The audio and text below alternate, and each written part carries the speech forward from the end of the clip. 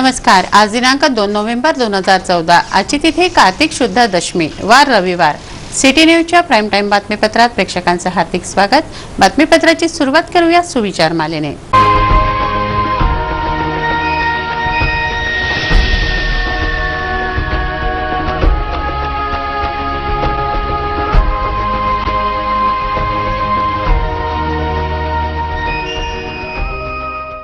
आता बघूया बातमीपत्रातील ठळक बातम्या।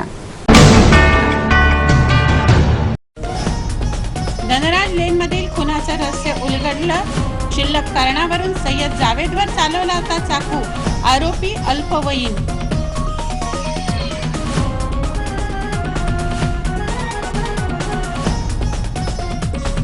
आई वडील झाले विभक्त, शिक्षा मात्र बाळाला। समाधान नगरात आढळलं बाळ, बाळाला सांभाळावं कोणी, आई की वडिलांनी।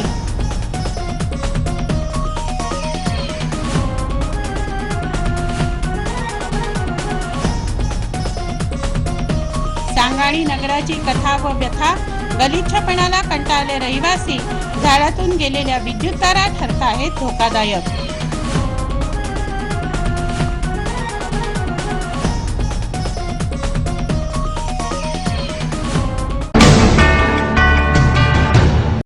चला बघूया बातम्या विस्तारित स्वरूपात।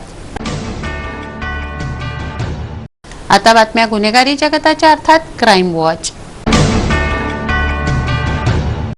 समाधान नगरात शनिवारी रात्री एक कुपोषित बालक आढळलं। रहिवाशांनी चाइल्ड लाईनला याबाबत कळवलं असता त्यांनी शहर कोतवाली पोलिसांना माहिती दिली। या बाळाच्या हातात चिठ्ठी होती, त्यावर फोन नंबर लिहिलेला होता। त्यावरून पोलिसांनी बाळाच्या आईला पाचारण केलं। आई वडील विभक्त झाल्याची शिक्षा या बाळाला मिळाली। आई वडिलांचं पटत नाही म्हणून विभक्त झाल्याने मुलांची फरफट होते। येथे सांभाळ होत नाही म्हणून बापाने त्याला समाधान नगरात आणून टाकलं। समाधान नगर मधील रहिवाशांनी या बाळाला पाहून चाइल्ड लाईनला कळवलं। त्यांनी शहर कोतवाली पोलिसांना माहिती दिली। या बाळाजवळ एक चिठ्ठी होती, त्यावर फोन नंबर लिहिलेले होते। या क्रमांकावर फोन केला असता बाळाची आई आली। चिठ्ठीवर लिहिलेल्या मजकुरात बाळाला त्याच्या आईने सोडून दिलं व माझ्याकडून सांभाळ होत नाही म्हणून मीही सोडतोय असं लिहिलेलं होतं, अशी माहिती सिटी न्यूज प्रतिनिधींनी दिली आहे। पोलीस ठाण्यात आलेल्या आईने बाळ त्याच्या वडिलांजवळ होतं अशी माहिती दिली आहे। हे एखाद्या चित्रपटाचं कथानक नाही, तर वास्तवात घडलेली शनिवारी रात्रीची घटना आहे। पोलिसांनी बाळ आईच्या हवाली केलं। बाळाला सोडणाऱ्या अज्ञाताविरुद्ध पोलिसांनी 317 कलमान्वये गुन्हा दाखल केला आहे। बडनेरा नवी वस्ती मोमीनपुऱ्यातील रहिवासी सय्यद जावेद उर्फ राजाचा धनराज लेन मध्ये खून झाला। गुरुवारी रात्रीची ही घटना आहे। राजाचा मारेकरी गुन्हे शाखेनं पकडला असून पोलिसांच्या हवाली केला आहे। मुख्य म्हणजे हा मारेकरी अल्पवयीन आहे। गुरुवारी रात्री धनराज लेन मध्ये झालेल्या खुनाची उकल गुन्हे शाखेनं 2च दिवसात केली आहे। मुख्य म्हणजे भाजी बाजार परिसरात हा आरोपी राहत असून तो अल्पवयीन आहे। या आरोपीने दिलेल्या माहितीनुसार अतिशय क्षुल्लक कारणावरून हा खून झालाय। आपल्या दुचाकीने हा आरोपी चालला असता जावेद व त्याचा मित्र मध्ये आले। आरोपीने हॉर्न वाजवणंही बाजूला न झाल्याने दोघांमध्ये बाचाबाची सुरू झाली।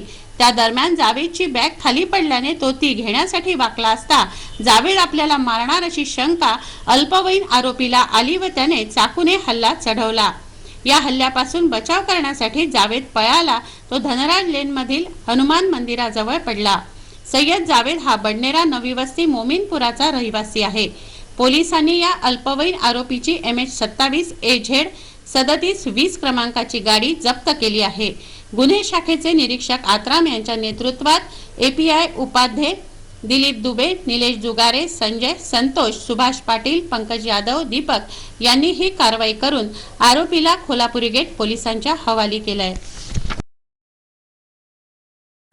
ब्राह्मणवाडा थडी येथील 45 वर्षीय इसम लाला सुखराम बेलसरेनं विषप्राशन करून आत्महत्या केली। त्यांच्या आत्महत्येचं कारण अज्ञात आहे। मध्यरात्री दुचाकी चालक अंधाधुंद गाड्या चालवतात, स्टंट करतात। पोलीस उपायुक्त सोमनाथ घारगे यांना पेट्रोलिंग दरम्यान हे स्टंट दिसल्याने त्यांनी 7 स्टंटमॅनवर कारवाई केली आहे। शिवाय पंचवटी चौकात गाडगेनगर पोलीस ठाण्याच्या हद्दीत नाकाबंदीही आता करण्यात आली आहे। पोलीस उपायुक्त घारगे पेट्रोलिंग करत असताना पंचवटी चौक गाडगेनगर परिसरात मध्यरात्री काही जण बाईक स्टंट करताना आढळले। अशा 7 स्टंटमॅनवर कारवाई करण्यात आली आहे। दुचाकी स्वारांनी स्टंट करू नये, स्वतःचा व दुसऱ्याचाही जीव धोक्यात घालू नये यासाठी आता गाडगेनगर पोलीस ठाण्याच्या हद्दीत बंदोबस्त लावण्यात आलाय।